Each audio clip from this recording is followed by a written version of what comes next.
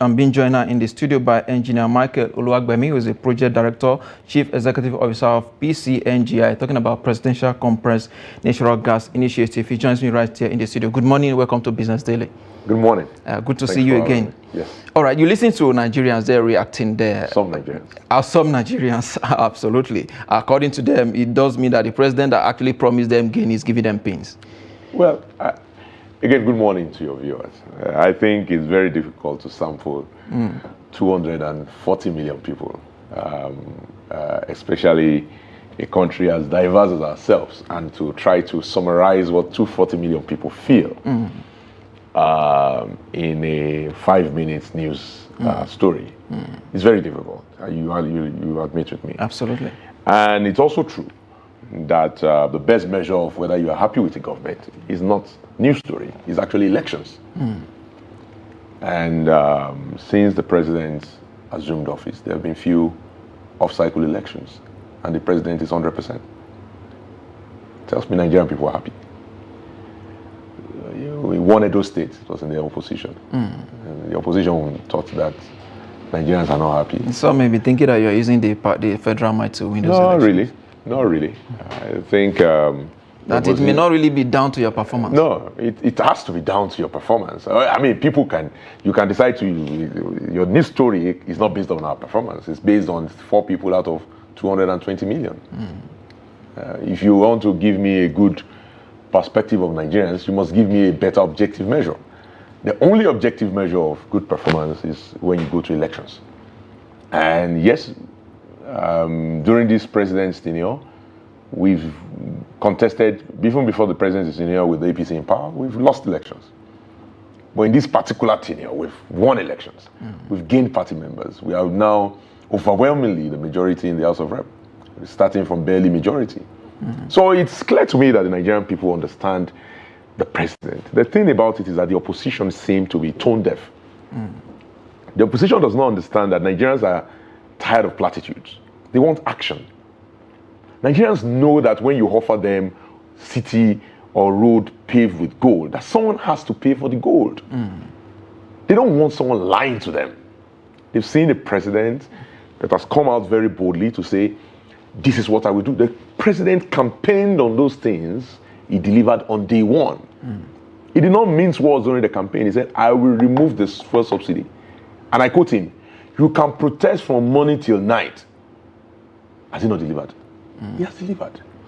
And the truth is, if the fuel subsidy had remained in place one day longer, we were spending 1 trillion naira a month on a program that was not budgeted for, that was even outlawed by the National Assembly in the 2021 PIA. We were spending 1 trillion naira a month on that program instead of building roads. Now, this past weekend, the president commissioned over 12 roads, including 30 kilometers of the Lagos-Calabar Coastal Road, 57 kilometers of the road that goes from that port connects to Ekpe Expressway. 57 kilometers. You know how many hours you drive on a 57-kilometer road? So we cannot do those things if you paid fuel subsidy that was illegal. Let's start with the fact. The president swore an oath. What the president was basically doing on the podium on May 29, I saw your report. The president did not make any pronouncement that was not already law. The president was basically saying, I just swore this oath of office and I'm going to enforce the law that this oath of office said I have to enforce. He was doing what we voted for him to do. The practical impact of these on the lives of the people is also not lost on the president. And that is where he put in place palliative program. And they are working their way through the economy. And the Nigerian people they understand this land. They know those people who are selling them false bills of goods, the opposition. They know that they do not mean well for this country. They know. And that's why the opposition is going to continue to lose members and going to continue to lose position in Nigeria until they start telling the people the truth. All right, you've spoken a lot about the fuel subsidy. Yes. But there are people who are saying that subsidy was more like a lifeline for Nigeria. That since it was taken out, the cost of living has gone up astronomically. Nigerians are suffering more than anyone else. The fuel subsidy was the worst thing that ever happened to Nigeria in a million years. How can you be frittering away the wealth of your great-grandchildren? You spent yours, spent your children on, spent your grandchildren on. You know, we had to be committing crude 5 years ahead in order to buy fuel that will get smuggled into Niger Republic, Chad, and Benin Republic. The moment we withdrew the fuel subsidy, coups happened around us because those governments were supported because of our economic policy. And at the same time, Nigerians could not buy medicine. There was no medicine in our clinic. There was no road. All the roads were bad. No, it's madness for anybody to even think that fuel subsidy was the worst thing that happened to this country. Our universities were decayed. Children could not go to university. Now they are able to apply. 500,000 are beneficiaries of NEL Fund because we have removed the fuel subsidy. Would you rather educate a Nigerian child than to buy fuel from Portugal in order to support Niger and Chad? The options are very clear. It makes, in fact, that anybody is even talking about fuel subsidy as a program. People that implemented fuel subsidy, really, the government that implemented fuel subsidy, they deserve to be called back and asked, why will you do this to Nigeria? The law, the legislator of the National Assembly sat together and outlawed it in 2021. So that is who is the People's House? Is that not the People's House? Did we not elect our National Assembly? We elected them.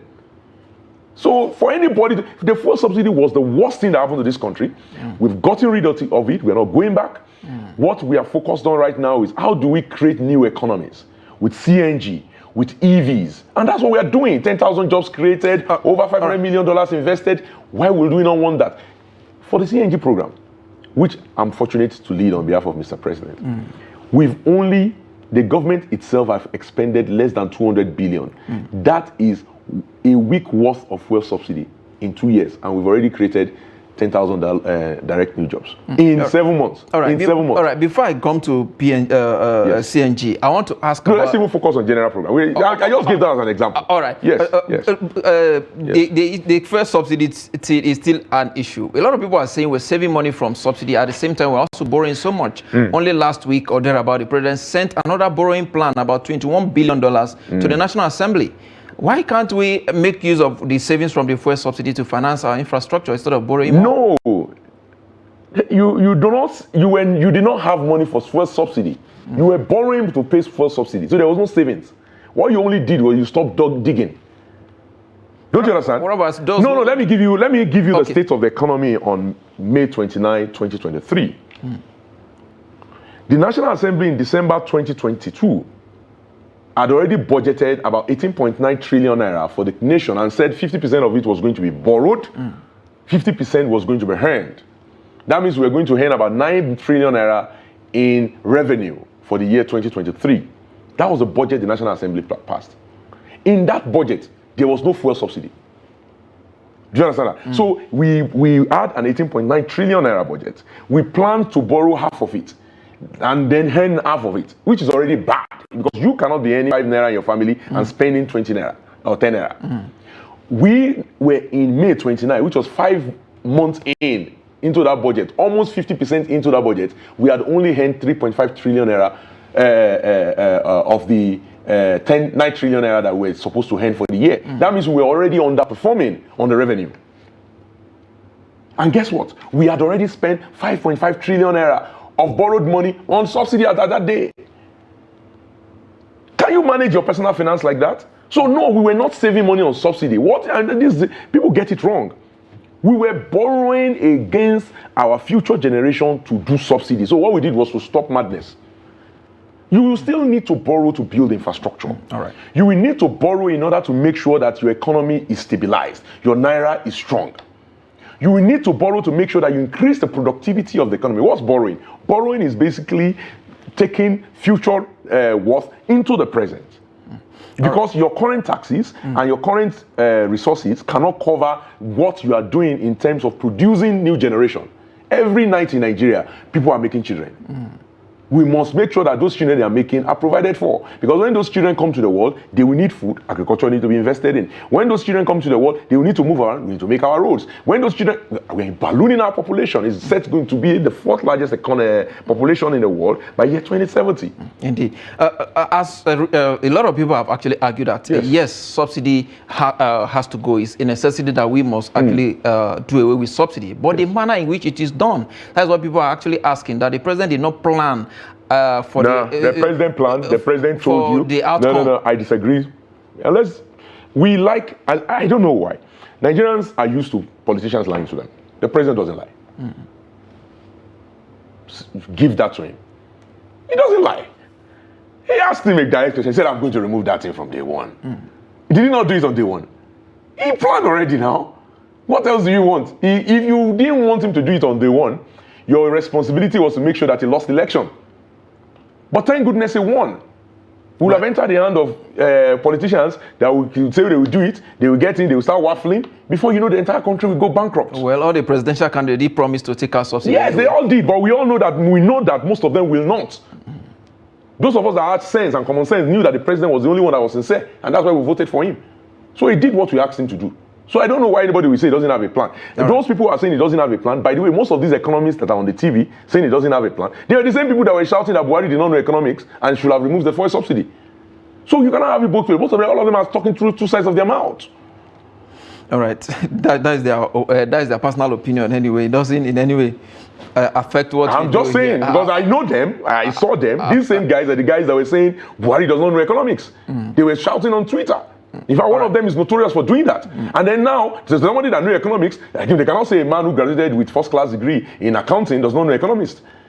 He's here now and he has done what he needs to do to reform the economy. Not only removing the subsidy on petroleum, but also removing even the almighty FX subsidy that was making some people rich overnight. I was actually going there. Taking those two policies at the same time, do you think we took the right decision? He took the right decision. Those policies should have they should have been removed 10 years ago. What about the impact that it is having? No. Let me tell you, there's we saw Naira moving from 461 to did you ever buy Naira at 461? 461? I never bought it at 461. Never. I was a businessman then. I never bought Naira at 461. The lowest I bought Naira was 800, 900. There was nobody that got. The only people that got it at 461 were those who were connected to the government, and then they were playing arbitrage and destroying the economy. There was nobody that bought at 461. So let us stop deceiving ourselves. You will claim it was 461, and you had to be connected to government in order to get it at 461. The rest of us were getting it at 900. So now it has moved from 900 to 1,600. It has not even doubled. Right. But now I can have it. You don't have to sleep queue on a line. You can. Availability is always beats pricing any day. So at the end of the day, I think we as a people need to be realistic. Look, is it difficult for people to live out there? Yes, but even under all of these bad policies, it was difficult for people to live. But now we are seeing the light at the end of the tunnel. And that is what is most important. You must know that for rating agencies, last week, increasing the rating of Nigeria. So be positive. Be positive. Yes. Fantastic. You know what that does? It reduces the rate at which Nigeria borrows from the international market. You know what that does? It increases the amount of money that is available in the Nigerian government's pocket in order to build infrastructure and do the things we need them to do. You know what that does? It inevitably means that because the economy grows, then the rate of borrowing in our own economy goes down. All right. Let's look at the President 8-point priority areas. Yes. In that Renew Hope agenda, about 80 pages. Yep. But what he said was going to focus on, one, is to reform the economy for sustained inclusive growth, strengthen national security for peace and prosperity, boosting agriculture to achieve food security, unlocking energy and natural resources for sustainable development, which is the area that I think I want us to look at there with regards to the PIA. Some energy experts are saying that the president is has shown commitment to the full implementation of a Petroleum Industry Act. Do you see what we're having in the oil and gas sector as, do you see the resemblance of that in the oil and gas sector? Look, you see, you cannot give what you don't have. Mr. President is a veteran of the industry, an alumni of ExxonMobil like myself. He understands that the industry turns on positive investment signals. And the first positive investment signal he gave was the first statement he made, which was the era of fuel subsidies over. That shows that he's going to implement that law. That was the most difficult section of that law. And then every other thing started falling in place. Encouraging gas investments, ensuring that divestments that had been blocked by our regulators previously, who were panicked because investors were saying, I want to pull my money out. They were panicked because they did not have a way to tell investors to take that money and put it somewhere else in the economy. We saw a lot of divestments. No, anyway. He approved those divestments. That's what he should have done, and that's what he did. You cannot tell people to invest if you don't allow them to divest. So the president understands the economists. You cannot come. Why would I come to and say, come and invest in my country? Then I will be blocking your divestment. No, the Premier approved all the divestment that the regulators were tying up. He said, no, bring them in. Everything should be approved. But I'm going to give these people somewhere else to put their money. As a result, $8 billion of new investments. The smart thing to do is let the man invest $3 billion and let him bring in $8 billion. I was net, you are up, what, 5? Smart. So he created, unleashed the incentives. All the things that were being negotiated with the IOCs around joint ventures and PSCs, those terms and incentives, they've negotiated with each of them. NNPC went back and settled all their backlogs. Now he has put in place an NNPC board par excellence, one that we have not seen in generations. The like of Avuru and the rest of them, we've not seen that kind of. The one has just shut down Port Harcourt and Warri refineries again. No, that's scheduled maintenance. I mean, I worked in a refinery before. I looked at people when they're talking about these things. That's not, you must, if you don't do scheduled maintenance, then you have refineries that will break down in 10, working for less than how many months? It is scheduled maintenance because they have to, what you have to do is that when you schedule those maintenance, you must do them. It's not about how long they worked. It's because we're not doing them. That's what got us to where all our refineries were destroyed. We cannot continue to behave like technical illiterates. Anybody can go and look online and check what this means to have scheduled maintenance at refineries. And you need to do that, moreover, if you are trying to start up new parts of the refinery. That refinery is undergoing active construction. I was at Port Harcourt refinery myself. So if you have a boiler section and then you need to engage a new boiler section, you must shut down the old one and then restart everything back together because it's a whole stream of processes. We should leave technical work and engineering work for engineers. And let those people who want to play politics, play politics. All right. Let's look at NNPC, which is, some say, is the cash cow of the federal government. What sort of reform do you expect from the new board? First and foremost, NNPC is not the cash cow of the federal government. Some have said that. It is not. No, it is not. The records show that NNPC for over 1.5 years never contributed money to the federal purse. And Nigeria did not shut down. That's fact. Okay. So me, I like to deal in the world of facts. FIRS is the now new NRS is the cash cow of the federal government. And it should be. We should all pay our taxes. Nigeria's oil economy is responsible for less than 8 to 10% of the GDP. It employs less than 2% of Nigerians. We should stop overemphasizing something that is not big. The biggest tech sector, service sector, agri sector, much bigger. Nigeria is a diversified economy. So what I would say is this. You said NNPC is not a cash cow. It is not. It can be. Now, it can be a was the sole importer of petroleum products. Yes, and we had a policy. Thanks goodness to President Buhari's policy, because this government is in continuity. We had a policy of diversifying government revenue and government programs. And that is why we are where we are today, where NNPC is still important, but it's not the most important. That is a good thing. And we should celebrate that. But NNPC still should do its part. And that is what the president is saying. NNPC has a responsibility as a national champion to do the right things, to make sure that we continue to target the enormous resources that is under our feet, that can produce us not just the oil, but more importantly, the gas to drive the industrialization of this economy. The president has set clear targets, 6 billion cubic feet of gas. I think in the next 3 to 5 years. Fantastic. And then to rise to 10 billion. It is doable. And NNPC under the new leadership, I have a very strong belief they will deliver, because those guys are veterans. We know them. I had the privilege of working with a few of them, and I know they are serious-minded people.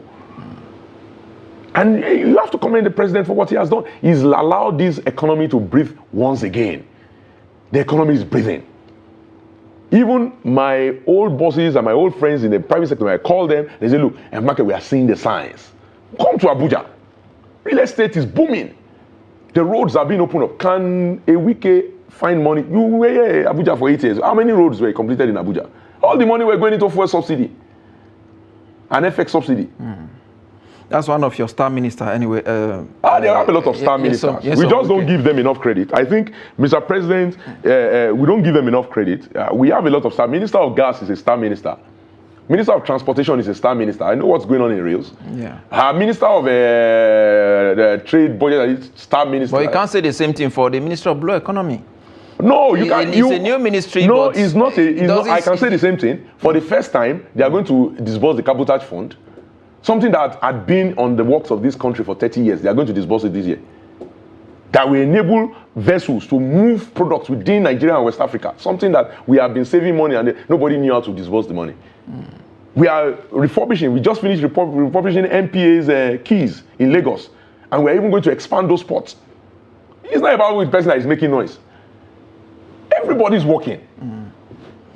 All right, it's not about making noise. Everyone is working in their own circle. Everybody's working. Absolutely. Let's look at the tax reform bills. Let me get your opinion about it before we look at You want to get me in trouble? That's my boss. Nigeria First policy. That bill has faced a lot of controversy from Nigerians. Yes. I mean, finally, I think it has passed third reading, and of course, waiting for the president assent. What do you think? What are the necessary changes that you expect to see? I think the first thing first is that we must give the president credit for always understanding the trust of what is fundamental. I call it majoring in majors, not majoring in minors, when it comes to public policy. The first thing you have to ask yourself is, why does government exist?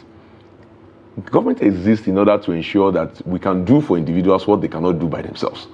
Not what individuals can do. So you see government sometimes train into doing business. Individuals can do business, so you don't need government in that area.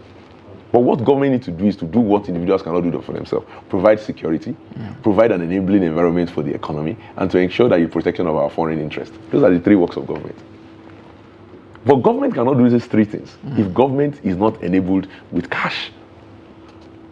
So the work of the fundamental meaning of these three things I just mentioned, and if it's going to be enabled with cash as the basis of it, is that government's work is the work of income distribution. So you cannot be a good government if you don't come in and fix tax policy. That's what the president did when he was governor of Lagos, and that's what he's now doing as president of Nigeria. What he's doing essentially is to fix.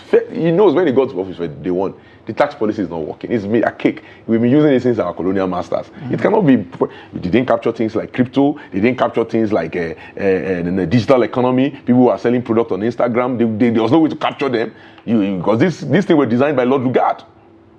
So the president said, let's modernize it. Now we have single window that the new NRS was going to be administering. If we call something revenue service, then it should not be the business of the person at the port or the person in customs whose work is just to safeguard the border to now be collecting revenue. Every agency is collecting revenue. FEMA is collecting revenue. This is collecting revenue. No, I said no. Let's centralize the revenue collection and leverage digital technology. It made sense for all those people to collect revenue when there was no computers. But now today that everything can be done at the click of a button on your phone with a text message, we can centralize, and that's why we have single window. That will, in a way, encourage transparency and accountability. Transparency, accountability, and even then, you even now leverage. People can now say, oh, I am seeing that you can produce $40 billion of revenue. So I'm willing to now give you $80 billion against that $40 billion you will collect in the next 2 to 3 years. Because now you can take that $80 billion, boom, you can build infrastructure. Boom, your economy is driven. By the time you get to that 2 years, you've even gotten more than the $40 billion because you've built more infrastructure to enable your population. Indeed. Let's look at the Nigerian first policy of the government, which is aimed at actually prioritizing local content, revised procurement guidelines, quite a whole lot of items there. What do you make of the policy? Are we putting the cart before the horse? No, it's long overdue. Everybody in the world is prioritizing themselves. Donald Trump is chasing everybody out and saying that are we trying to copy from? No, we are doing America? what we should have always done. You see, I sat on the board on NCCF, the Nigerian Content Consultative Forum of the Nigerian Content Development Monitoring Board since 2014. I was appointed to that forum by President Goodluck Jonathan as one of the 10 chairmen of the committees that was instituted under the No-Gig Act. Our work on that committee since 2014 has been to see how to increase the local content of Nigeria in the oil and gas industry, our then mother industry. And we've seen it rise dramatically. Today now you have Mobile that I used to work for is now owned by Nigerian. If you go to the Mobile house now, I think it's now called Platt House or something like that. That's incredible. In less than 10 years. If we can do it in the oil and gas industry, which by the way is very, very technical. And you have to be very careful when it comes to safety, health, environment, and all of those things. Then it's not rocket science. Every sector of the economy should be fully 100% Nigerianized. Not because we are taking it over by force, but because we have a deliberate policy. If you look at the greatest criticism of the Procurement Act, if you go and read it today, is that it prioritizes big foreign companies over Nigerians. Yes. The foreign companies can just come in and they will just do and they will just be collecting all our contracts. No. Let us spend with Nigerian companies, even startups, small businesses, so that they are the ones that will not run away from our economy if our exchange rate spikes. They have nowhere to go. They don't have another citizenship. They will remain. They are the ones that will employ Nigerians before they will start employing expatriates. So Nigerian first policy makes sense. Mr. President is only doing what is common sense. And I applaud him. I think I met with the DG of BPP. He's super enthused about implementing that policy. Luckily, those of us at the P-CNGI, which I lead, we've been implementing the policy from day one. Through the Federal Ministry of Finance, we insisted from day one that the companies that they will get platforms from, whether it be tricycles or buses, have to be Nigerian companies. The Kojo motors that we first two donated in the villa, they were manufactured in Onitsha. All the vehicles that is being acquired are Nigerian-made vehicles, at least minimally assembled. That's good. Indeed, that's a good one. But going forward now, if you still go to our street, you still see a lot of foreign made things, vehicles, and so many of them, like you rightly talked about. Don't you think it's high time we go into partnership with some of these manufacturers to come in and start manufacturing here? Yeah, inevitably they will do it. So what it is now, you're not saying that if you are Toyota, because you're a Japanese name, we're not going to buy from you. We are saying, Toyota, set up a plant in Nigeria. Yes, you say made, yes, you say made in Nigeria. Then we'll buy from you. But if you continue to insist in making in South Africa or making in Japan and shipping to Nigeria, we will not give you priority. We're not saying we will not buy from you. But unless we are able to determine that that particular product cannot be made equivalent in Nigeria, or a Nigerian company cannot make it, then before we even consider you. All right. And BPP is going to enforce it. And they're already working on it. We are working with them closely because we are part of the automotive sub-working group. All right, that's a very good one. So let's look at the PCNG now, the scorecard. You've been in office for about 7-8 months or thereabout. I know you've done quite a whole lot. You've gone into quite a lot of partnerships to ensure that you expand and, of course, fast track the implementation. Is the system in any way or Nigerian factor frustrating you? No, change is difficult. And I tell people that to give birth to a child, to take 9 months of gestation, and I think you're married, you are a father. The difficult pains of childbirth, it's even before the child is birthed.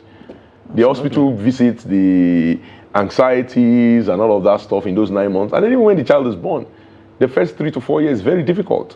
You fall sick, malaria, and you might have in 1 week, you might be in the hospital 2 to 3 times. Sometimes you're looking at your own child and you're thinking, will she survive or will he survive? But he will survive. 9.9 out of 10 times he will survive. Certainly. But that is life. We cannot gestate and create a new ecosystem like CNG, and then I will expect it's going to be a walk in the park. People ask me all the time, oh, Michael, after all these problems, you are still smiling, you are still shining. I say, yes, why not? Because I expect that it will be difficult. Absolutely. I did not delude myself. Absolutely. It's difficult. But we must know fundamentally that change is the only permanent thing in life. In life, certainly. And so we as a people must we must be the change that we are looking for. So what we are saying here is that first thing first, let's change our mindset. Why must I continue to use petrol and diesel that's more expensive? Even if it's difficult for me to get CNG, let me change my vehicle to buy-fuel so that CNG and petrol is there. But anytime I see CNG, I will prioritize CNG. It's a mindset shift. And so for me also, that the guy bringing that the president has said, please work with me and my board led by Dr. Zach Adedeji to deliver this program. I expect difficulty. I expect difficulty. But again, if the job were easy, someone else would have done it. Absolutely. Yes. Absolutely. But where are we now, and then where do you intend to get to in the next 2 years of this government? Yeah, so I will tell you this, and I try to explain this. We actually got to office in about a year and a half ago, October 2023. We spent the first 6 months to do planning. If you fail to plan, we've planned to fill. Absolutely, especially, right. I mean, starting from the scratch at Absolutely. that point. In May last year, around this time last year, we rolled out the program. But even that program itself was not the execution. In May of last year, what we did was from May to October, we needed to do awareness because we were, of course, still waiting for materials from the Ministry of Finance in order to do any on-the-field rollout. And people did not know what CNG was. So part of our plan was that the first 5 to 6 months, we're going to do intensive awareness and engagement, which we did. And Nigerians will bear witness that we're everywhere, engaging in every region. We're in Kano, we're in Kaduna, we're in Lokoja, we're in Ekiti, we're in Ibadan, we're in Rivers, we're everywhere. Ensuring that Nigerians can know what CNG is all about. And then in October, we started implementation, which is 7 months ago. What we've seen is that we had a stock of less than 4,000 vehicles in Nigeria. It has risen to almost 50,000 and rising to, and now it's going to approach 100,000 before the end of the year. Your target is 1 million before the end of this administration. Yes. At the pace you are going, do you think you're going to achieve that? Yes, I think we're going to achieve it. I think what you will see is that the private sector even does more than we do. So directly at the CIP, maybe we've done 20,000, but the private sector did 30,000. We've seen Aliko Dangote bring in trucks worth about $285 million, and he's adding additional 4,000 trucks. So anything we do, the private sector is doing. CNG power truck. Yes, the private sector is doing times 2, times 3 of it already. So all of the 1 million, maybe I do 400. The private sector will do 600,000. Because again, the private sector in this country is much bigger than the government. And our work is to incentivize and to create the right environment for this. So in 7 months, we've seen that vehicle stock rise from 4,000 to 50,000. And then it's rising more towards 100,000 by the end of the year. We have seen convention centers go from just mere 7 to 255 as of last week. We've seen data stations rise from 11 to about 60, 65 as of last week. And we have another 175 of them under construction and development that will be open in the next 18 months. We've seen different investment in LNG plants and facilities all over the country, even platform development. And we have seen investment of over $500 million. We've seen 10,000 kids, technicians employed directly, and another 90,000 indirectly employed. So these are practical impacts of the program. And more importantly, we have removed from our air tonnage of carbon emissions because these 50,000 vehicles are running on CNG today. That's equivalent to planting 10 million trees. Wow, that's a lot. As we wrap up now, we are almost out of time. In 90 seconds, there are parts of the country, I asked you the last time you were here, that are still claiming to have been marginalized. Have you been able to reach out, or are they reaching out to you? No, we are reaching out. We're going to be in Yola tomorrow. We are launching the first LCNG station in the northeast part of Nigeria tomorrow. I'll be in Yola tomorrow working with Greenville. Greenville is opening 51 sites across the north and southeast, where we also have minimal footprint of CNG today because of the lack of reach of pipelines. We are also working with Arete. We invested in Arete, as I said the last time, and they are also we are finalizing that investment package to go to them. That will see them develop mini LNG stations. Rolling Energy is also rolling out about 8 stations across the north, including in Abuja and Jai. They are about 70% on. I received their videos last week. NNPC is also reaching out, engaging in they are setting up LCNG plants in Kano, in Kaduna, in Katsina, in Sokoto, in Yobe. And NNPC delivered the first 2 LCNG stations in a box to Abuja 3 nights ago. And I was also privileged to receive the video of it being delivered. So we are seeing all of that in action. We launched on Thursday the first university among the 20 university ecosystem across the Nigeria. The one at the Yakubu Gowon University. Yakubu Gowon University in Abuja. It will have a refueling station, conversion center, training center, tricycles, buses, all deployed. This morning, they already convinced students from Yakubu Gowon University to town and back. It's already working. And that's just the first center in 20.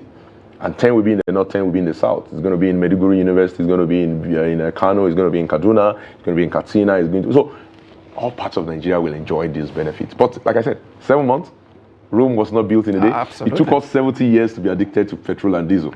Absolutely. 7 months, we not reverse it. Absolutely. Well, that is quite a whole lot to talk about. When you want to appraise this government, there are quite a whole lot of issues that I want to look at. The credit score, but time is always Credit is good. We're working with them too. Absolutely. Yes, time is always not, I mean, our friend. I must thank you for your time, Engineer Michael Oluwagbemi, Project Director, CEO, P-CNG, talking about Presidential Compressed Natural Gas Initiative. Thank you for your time on Business Daily. We appreciate it. It's my pleasure. Thank you so much. All the time. Thank you so much. I appreciate it. All right. With that, is a wrap on the show today. We'll be back again tomorrow. I am Yusuf Akogu.